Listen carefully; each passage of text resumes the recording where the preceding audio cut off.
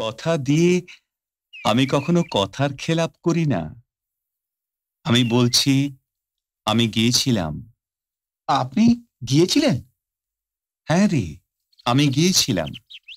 বিশ্বাস হচ্ছে না? তা নয় বাবা, আমি বাবার পারলৌকিক কাজে ব্যস্ত থাকলেও আমার আত্মীয় স্বজন সবাই আপনার আগমনের আশায় পথ চেয়ে বসেছিল।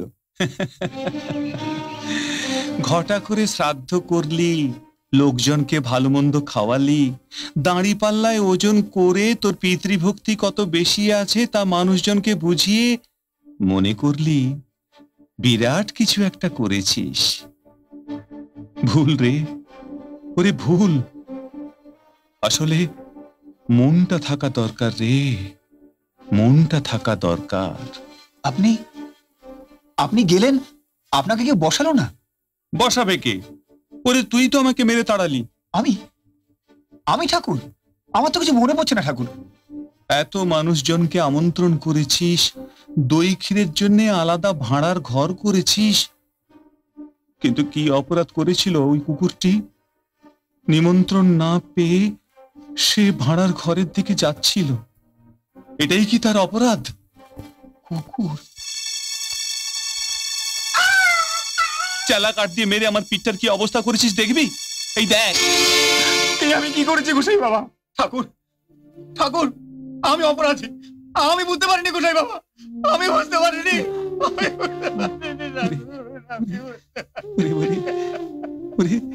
তুই আমাকে নেমন্তন্ন করলি, অথচ ভালোবেসে খেতে দিলি নে। তোরা যে কেন আমার এই বারুদির আশ্রমে আসিস আমি তাই বুঝি না। অথচ তোরা এখানে সবাই এলে আমি তোদের হাতে মিশ্রি তুলে দিয়ে বলি, মিশ্রি বধ, মিশ্রির মতো মিষ্টি হ। তোরা মিষ্টি হলে জগৎ সংসার মিষ্টি হবে। সকলকে ভালোবাসতে শিখলেই তো সম্পর্ক মিষ্টি হবে। এই পৃথিবীতে স্বর্গ রাজ্য প্রতিষ্ঠা হবে। ভালোবাসতে শেখ রে, এই জগৎ সংসারে সবাইকে ভালোবাসতে শেখ, সবাইকে ভালোবাস রে সব। ওমা, ওই দেখো দেখি, ভালোবাসার কথা শুনে আমার এক পাগল এসে উপস্থিত হয়েছে। ওরে আয় আয় আয় আয় আয় আয় আয়, আরে ভয় পাস না, আয় আয় কাছে আয় আয় আয় আয় আয় রে আয়।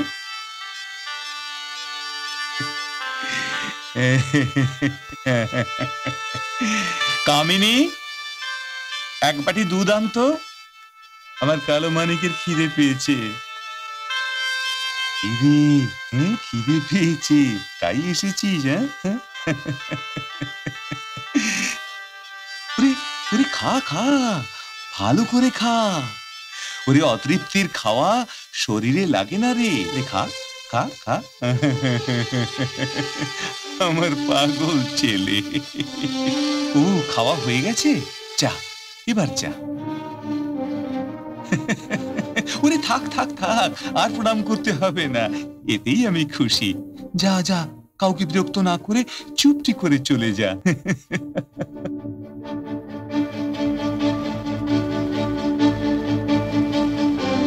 কি অবিশ্বাস্য!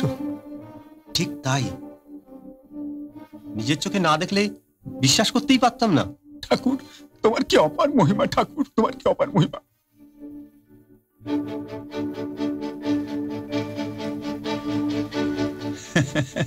নাও গো নাও নাও, প্রসাদ নাও। দাও বাবা। কোনো চিন্তা নেই, ভয় নেই রে।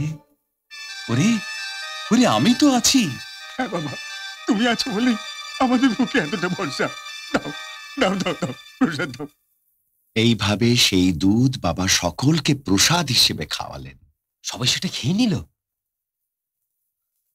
কারো কিছু হলো না? এই যে বাবার হাতের অমৃত শ্যাম, বাবার দয়া যে পেয়েছে একমাত্র সেই জানে বাবা কি ছিলেন আর কে ছিলেন। আর একজন বুঝেছিলেন, দেখেছিলেন বাবার আসল রূপ। তিনি হচ্ছেন বিজয় কৃষ্ণ গোস্বামী। চন্দ্রনাথ পাহাড়ে প্রভু বিজয় কৃষ্ণ গোস্বামী একবার ধ্যান করছিলেন। হঠাৎ চলে উঠল দাবানল। অস্থির হয়ে উঠলেন বিজয় কৃষ্ণ গোস্বামী।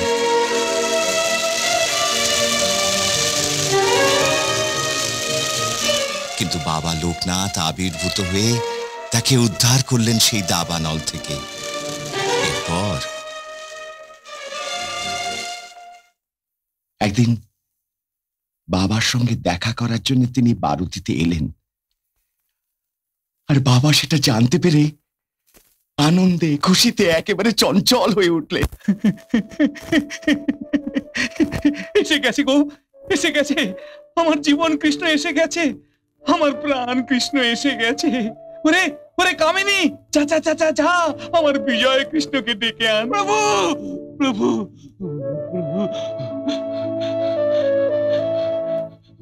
প্রভু, তুই এসেছিস? অত ব্যস্ত হচ্ছেন কেন প্রভু? আমি এসে গেছি। আমার প্রাণ কৃষ্ণ, আমার জীবন কৃষ্ণ, আমার বিজয় কৃষ্ণ।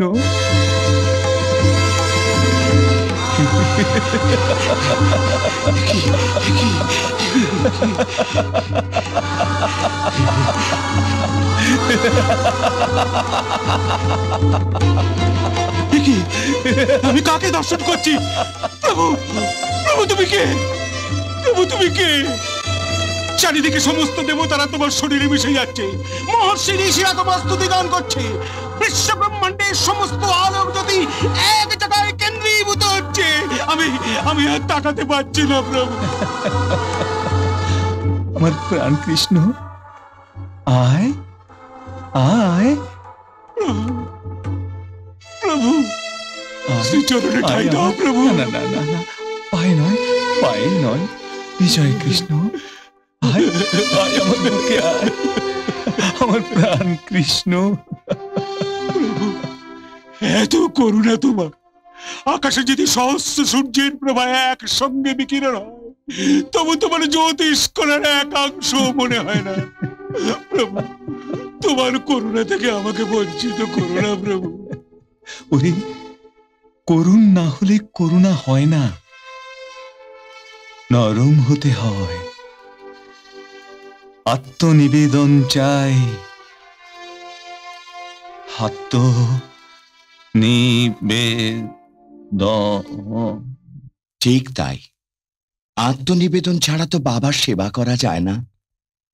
এই আত্মনিবেদন, নমনীয়তা, শ্রদ্ধা এগুলো নেই বলেই তো আজ মানুষ অমানুষে পরিণত হয়েছে। আচ্ছা ঠাকুর মশাই, বাবা লোকনাথের জীবনে তো এমন অনেক ঘটনাই ঘটেছে যেটা ঠিক মানুষের জীবনের মতো। না না বাবা, একটা ব্যাপারে কিন্তু তুমি ভুল করো না। বাবা লোকনাথ কিন্তু সব সময় নিজেকে একজন মানুষ হিসেবে, একজন ব্রহ্মচারী হিসেবেই বলতেন, কিন্তু আসলে তিনি ছিলেন সেই পরম ব্রহ্মেরই রূপ। কিন্তু ঠাকুর মশাই, তিনি যখন সাধারণ মানুষের মতো জীবন ধারণ করতেন, তখন ঠিক সাধারণ মানুষের মতোই কিছু সমস্যাতেও তো পড়তেন। অবশ্যই, কিন্তু নিজের ক্ষমতা বলে সেগুলোর সমাধানও তিনি করে ফেলতেন। একবার ঢাকা কলেজের এলএ ও বিএ ক্লাসের ছাত্ররা বারুদিতে এসেছে।